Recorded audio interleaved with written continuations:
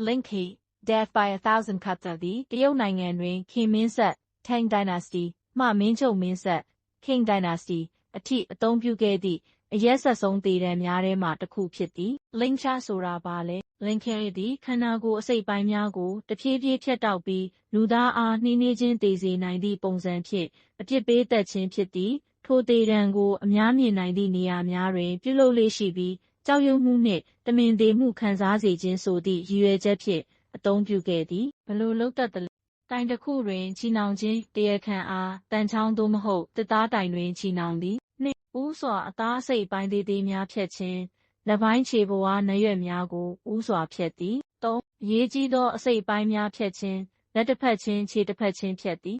။အသက်ရှင်နေစဉ်ခန္ဓာကိုယ်ကိုဖြတ်တောက်ခြင်းနောက်ဆုံးတွင်ရင်ဘတ်ကိုခွဲထုတ်၍သေစေနိုင်သည်။သေဆုံးမှုတချို့သူများသည်သွေးထွက်လွန်ကဲမှုကြောင့်သေသည်တချို့များသည်နာကျင်မှုကြောင့်သေသည်တချို့သူများကိုသေတတ်စေရန်နောက်ဆုံးတွင်ခေါင်းဖြတ်သည်။ Linkcha ကိုဘာကြောင့်အသုံးပြုသလဲ။စစ်ဘေးကာလနှင့်အာဏာရှင်စနစ်အတွင်းမင်းသားများနှင့်အရှုပ်တော်ပုံပြုလုပ်သူများအတွက်ပြစ်ဒဏ်ပေးရန်အသုံးပြုခဲ့သည်။လူအသိုင်းအဝိုင်းကိုထိန်းချုပ်ရန်Linkchaသည်လူများကိုအခြားရာဇဝတ်မှုများမပြုလုပ်စေရန်ကြောက်ရွံ့မှုဖြစ်စေခဲ့သည်။တရားဥပဒေတင်းကျပ်မှု1905ခုနှစ်တွင်တရုတ်နိုင်ငံတွင်ဥပဒေနှင့်ပေါင်းပြီးတရားဝင်ပယ်ဖျက်သည်။ Linkchaသည်ဘာကြောင့်ရက်စက်လဲ။အသက်ရှင်နေစဉ်တဖြည်းဖြည်းချွတ်ခြင်းအနားစီဖြတ်ခြင်းဖြင့်အသက်ရှင်နေစဉ်ခံစားရသည်။ကြောက်ရွံ့မှုနှင့်သေမှုနည်းခြင်းတချို့Linkchaခံရသူများသည်အရိုးများထိသွားသည့်အထိအသားများဖြတ်ပြီးမှသာသေသည်။အများမြင်သေခြင်းLinkchaသည်အများပြည်သူထဲတွင်ပြုလုပ်၍လူများကိုကြောက်လန့်စေရန်ရည်ရွယ်ထားသည်။ Linkcha ပယ်ဖျက်မှု